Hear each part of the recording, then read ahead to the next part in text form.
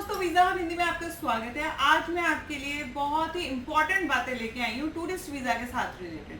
3 बातें मैं बताऊंगी आपको और आप उस पर गौर करिएगा कि उससे आपको कितना फायदा होगा। सबसे पहले बात करती हूँ मैं कि जब आप अपना टूरिस्ट वीजा अप्लाई करते हैं उसमें क्या होता है, 2 चीजें होती हैं। कई लोग होटल बुकिंग पे करते हैं, कई लोग स्पॉन्सर मंगवाते हैं।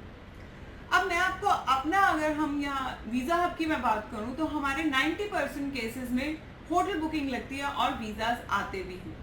मैं ये नहीं कहती कि आप स्पॉन्सर मत लगाइए। अगर आपके पास जेन्युइन स्पॉन्सर है, अगर आप जानते हैं कि आपको कौन स्पॉन्सर कर रहा है बाहर से, तो ही आप स्पॉन्सर केस लगवाएं।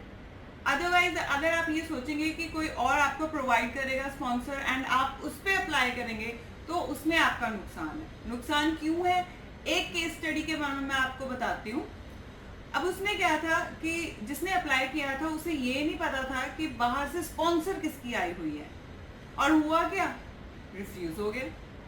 क्यों रिफ्यूज हो गया वो भी आपको बता देती हूँ।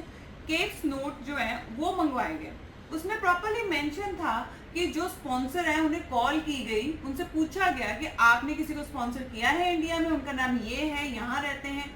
उन्होंने बोला नहीं, हमने किसी को स्पॉन्सर नहीं किया, तो उनका वीजा रिफ्यूज हो गया। सो छोटी छोटी चीजों की वजह से आपका जो है ना रिफ्यूजल्स वो बढ़ते जाते हैं। अगर आपके पास जेन्युइन स्पॉन्सर है तो ही आप मंगवाएं, otherwise hotel booking is fine, हमारे वीजाज आ रहे हैं। दूसरी चीज, ट्रैवल हिस्ट्री। ट्रैवल हिस्ट्री भी अगर मैं बोलूँ कि बहुत ही ज्यादा इंपॉर्टेंट है, ऐसा नहीं है। अगर आपका फ्रेश पासपोर्ट है उस पर भी वीजा आ सकता है। अगर आपने ट्रैवल हिस्ट्री है देन और भी चांसेस बढ़ जाते हैं। सो इसमें ऐसा कुछ नहीं है कि ट्रैवल हिस्ट्री होना ज़रूरी है, बट अगर आपके रिफ्यूज़ल लेटर में आ ही गया है कि लेस ट्रैवल हिस्ट्री, तो आपको ट्रैवल हिस्ट्री बना ही लेनी चाहिए। अगर वैसे ही आपको ट्रैवलर हैं, आपको घूमने का शौक है, कई कंट्रीज जा चुके हैं, देन इट्स गुड, पॉजिटिव है।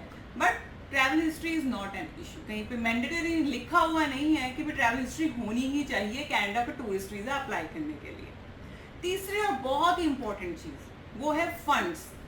कई बार सुनने में आता है कि इकट्ठे फंड्स डलवा लो या पुराने फंड्स पड़े हुए हैं और अप्लाई कर देते हैं। ऐसा नहीं है।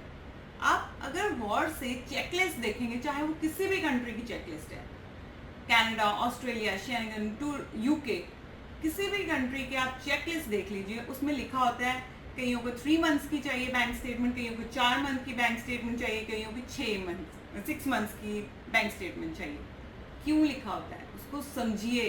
बैंक स्टेटमेंट मांग रहे हैं, वो ये देखना चाहते हैं कि आपको इनकम कितनी आ रही है, कितना खर्चा आप उसमें से कर रहे हैं, आपकी ट्रांजैक्शंस कैसे हो रही हैं, ये सारी चीज़ें देखनी होती है और ये चीज़ें मैटर करती हैं। अगर आप सोचते हैं कि भाई बैंक बैलेंस सर्टिफिकेट लगा देंगे, उसमें मैं कह सकती हूँ कि 100 में से किसी 1% का वीज़ा आ जाएगा, बट बैंक बैलेंस सर्टिफिकेट उन्हें नहीं चाहिए होता है। वो बैंक स्टेटमेंट देखना चाहते हैं, आपकी ट्रांजैक्शंस देखना चाहते हैं, आप कैसे खर्चा करते हैं, कैसे आपको कहाँ से इनकम आ रही है। सो ये 3 चीज़ें बहुत ही इंपॉर्टेंट थी जो मैं आपके साथ शेयर करना चाहती थी।